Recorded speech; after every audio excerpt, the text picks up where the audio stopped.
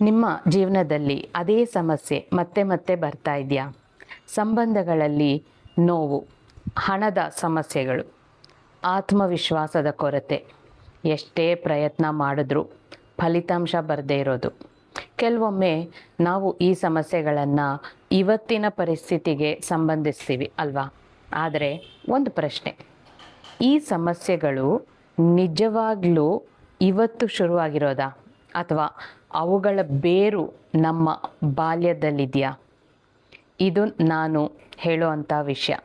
ನಿಮ್ಮ ಜೀವನವನ್ನು ನೋಡೋ ದೃಷ್ಟಿಯನ್ನೇ ಬದಲಾಯಿಸುವಂತಹ ವಿಷಯ.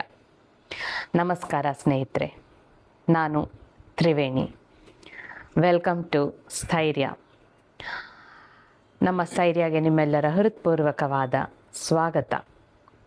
ನಿಮ್ಮ ಜೀವನದ ಪರಿವರ್ತನೆಯ ಪಯಣದಲ್ಲಿ ನಮ್ಮ ಒಳಗಿನ ಶಾಂತಿ, ಸ್ಥಿರತೆ ಮತ್ತು ಸಂತೋಷದ ಕಡೆಗೆ ಸಾಗೋ ಈ ಸುಂದರ ಪ್ರಯಾಣದಲ್ಲಿ ನಾನು ಯಾವಾಗಲೂ ನಿಮ್ಮ ಜೊತೆಯಲ್ಲೇ ಇರ್ತೀನಿ. ಇವತ್ತು ನಾವು ತುಂಬ ಮುಖ್ಯವಾದ ವಿಷಯದ ಬಗ್ಗೆ ಮಾತಾಡೋಣ. ಹೀಲ್ ದ ಚೈಲ್ಡ್ ವಿತಿನ್ ಅಂದರೆ ನಮ್ಮ ಬಾಲ್ಯದ ಅನುಭವಗಳು ಹೇಗೆ ಇವತ್ತಿನ ನಮ್ಮ ಜೀವನವನ್ನು ರೂಪಿಸುತ್ತೆ ಅನ್ನೋದ್ರ ಬಗ್ಗೆ ಹೇಳ್ತೀನಿ. ಬಹಳ ಜನರಿಗೆ ಒಂದು ತಪ್ಪು ಕಲ್ಪನೆ ಇರುತ್ತೆ. ಬಾಲ್ಯ ಅನ್ನೋದು ಯಾವಾಗಲೂ ಮುಗಿದೋಯ್ತು, ಈಗ ನಾನು ದೊಡ್ಡವನಾಗಿದ್ದೀನಿ ಅಥವಾ ದೊಡ್ಡವಳಾಗಿದ್ದೀನಿ, ಹಾಗಾಗಿ ಬಾಲ್ಯದಲ್ಲಿ ನಡೆದಂತಹ ಸಂಗತಿಗಳು ಈಗ ನನ್ನ ಮೇಲೆ ಪರಿಣಾಮ ಬೀರೋದಿಲ್ಲ ಅಂತ ಅನ್ಕೋತಾರೆ.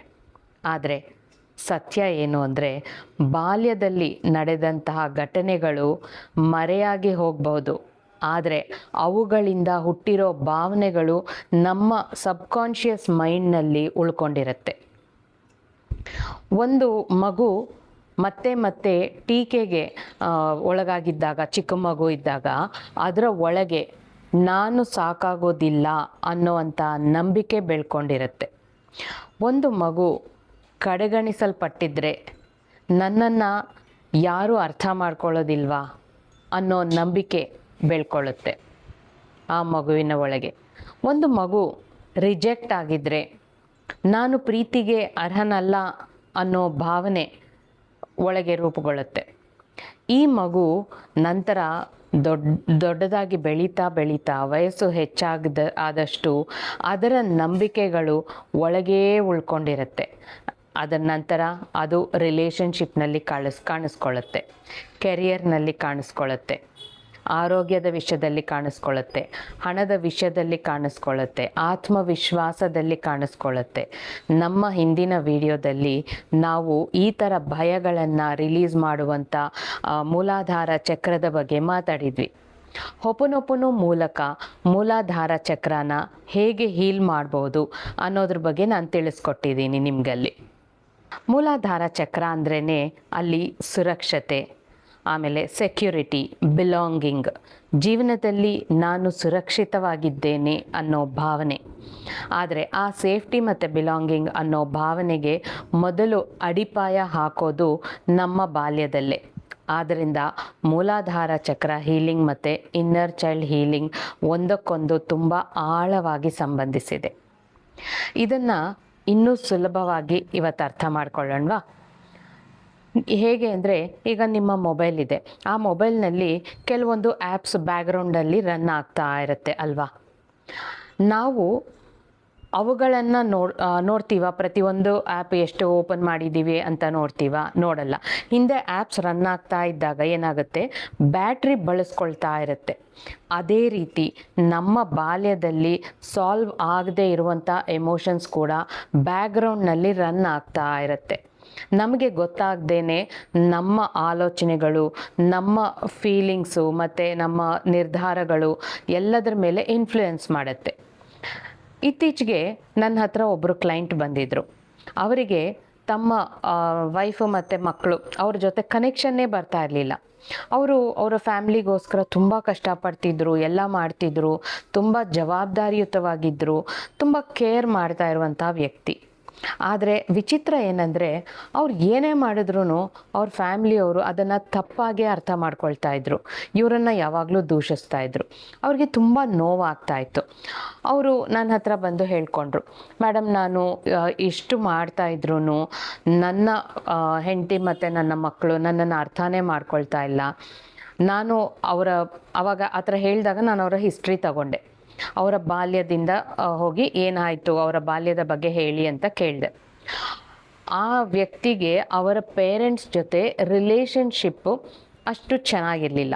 ಅವರು ಬೆಳೆದಂಥ ವಾತಾವರಣದ ಬಗ್ಗೆ ಕೇಳಿದಾಗ ಆಗ ಅವ್ರು ಹೇಳಿದ ಮುಖ್ಯವಾದ ಒಂದು ವಿಷಯ ಏನು ಅಂತ ಅಂದರೆ, ಅವರು ಬಾಲ್ಯದಲ್ಲಿದ್ದಾಗ ತಂದೆ ತಾಯಿ ಕಡೆಯಿಂದ, ಒಡ ಹುಟ್ಟದವರ ಕಡೆಯಿಂದ ರಿಜೆಕ್ಷನನ್ನು ತುಂಬ ಅನುಭವಿಸಿದ್ರು.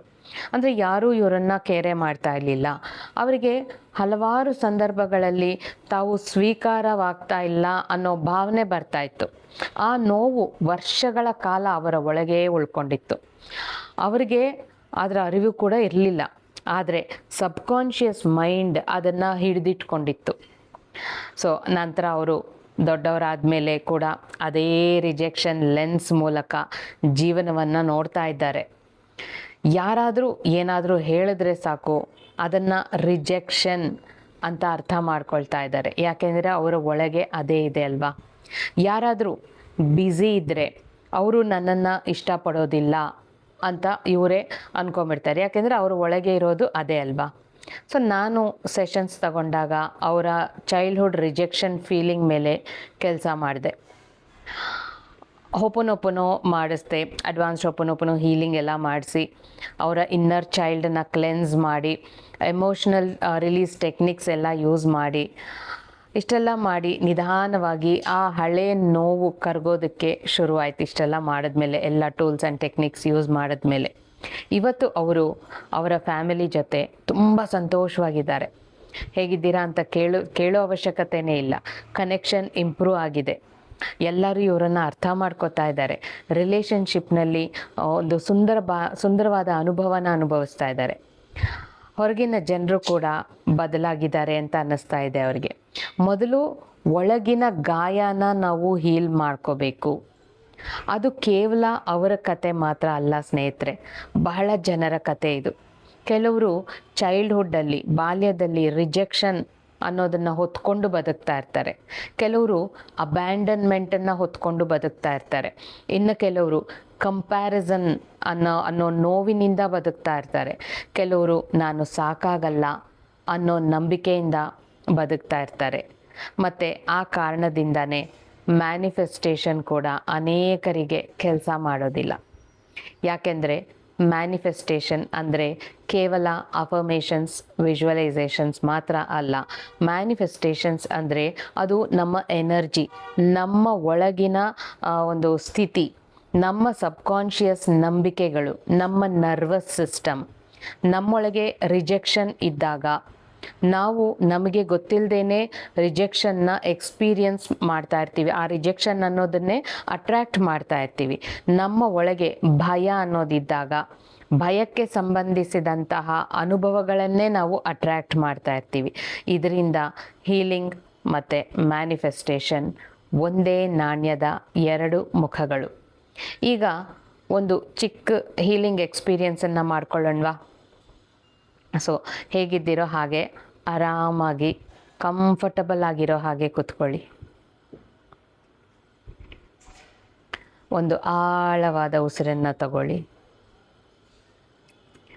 ಮತ್ತೊಮ್ಮೆ ಆಳವಾದ ಉಸಿರನ್ನು ನಿಧಾನಕ್ಕೆ ತಗೊಳ್ಳಿ. ಈಗ ನಿಮ್ಮ ಎರಡು ಕಣ್ಣುಗಳನ್ನು ನಿಧಾನವಾಗಿ ಮುಚ್ಕೊಳ್ಳಿ. ನಿಮ್ಮ ಕೈಗಳನ್ನು ನಿಮ್ಮ ಹೃದಯದ ಮೇಲಿಟ್ಕೊಳ್ಳಿ. ನಿಮ್ಮ ಬಾಲ್ಯದ ನಿಮ್ಮನ್ನೇ ಒಂದು ಸಲ ಇಮ್ಯಾಜಿನ್ ಮಾಡ್ಕೊಳ್ಳಿ. ಬಹುಶಃ ನೀವೊಂದು 5 ವರ್ಷದ ಮಗುವಾಗಿರಬಹುದು ಅಥವಾ 7 ವರ್ಷದ ಮಗುವಾಗಿರಬಹುದು. ಯಾವ ಚಿತ್ರ ಬರುತ್ತೋ ಅದನ್ನು ಬರೋಕ್ಕೆ ಬಿಡಿ ನಿಮ್ಮ ಮನಸ್ಸಿನಲ್ಲಿ. ಈಗ ಆ ಮಗು ಬಳಿ ಹೋಗಿ ನೀವು ಆ ಮಗು ಪಕ್ಕದಲ್ಲಿ ಕೂತ್ಕೊಂಡಿದ್ದೀರಾ. ಅದರ ಕೈ ನಿಮ್ಮ 2 ಕೈಗಳಲ್ಲಿ ಹಿಡ್ಕೊಂಡಿದ್ದೀರಾ. ಮತ್ತು ನಿಧಾನವಾಗಿ ಆ ಮಗುಗೆ ಹೇಳ್ತಾ ಇದ್ದೀರಾ, ನಾನು ನಿನ್ನ ಜೊತೆ ಇದ್ದೀನಿ, ನೀನು ಒಬ್ಬಂಟಿಯಲ್ಲ, ನೀನು ತಪ್ಪಲ್ಲ,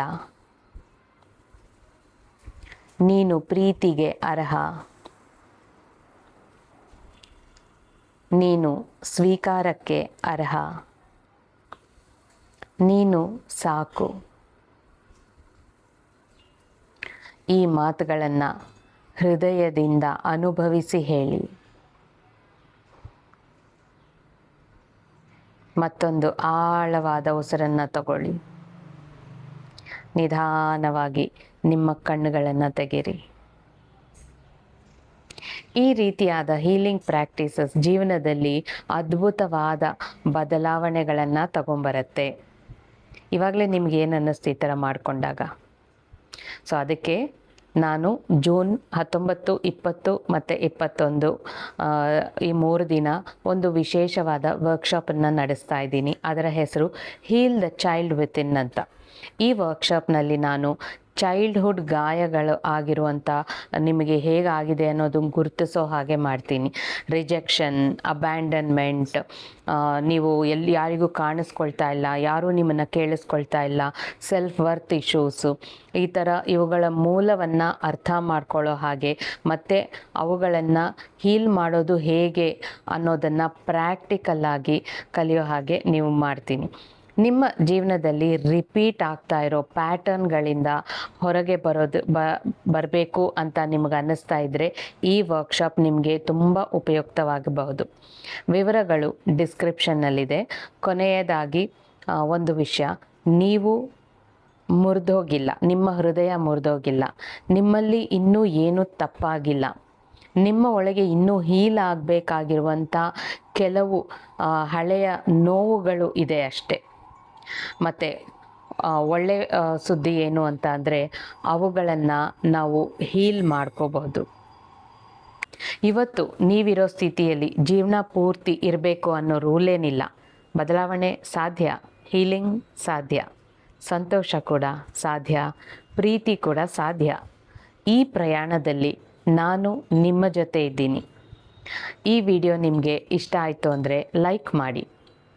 ಮತ್ತು ಇದು ನಿಮ್ಮ ಸ್ನೇಹಿತರು ಮತ್ತು ಕುಟುಂಬದವರಿಗೆ ಕೂಡ ಅವರಿಗೆ ಅವಶ್ಯಕತೆ ಇತ್ತು ಅಂತಂದರೆ ಶೇರ್ ಕೂಡ ಮಾಡಿ.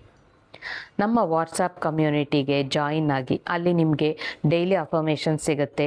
ನಿಮ್ಮ ಡೌಟ್ಸ್ಗೆ ನಾನು ಉತ್ತರ ಕೊಡ್ತೀನಿ. ಅಲ್ಲಿ ಇನ್ನೂ ನಿಮಗೆ ಇನ್ಫಾರ್ಮೇಷನ್ಸ್ ಎಲ್ಲ ಕೂಡ ಸಿಗುತ್ತೆ.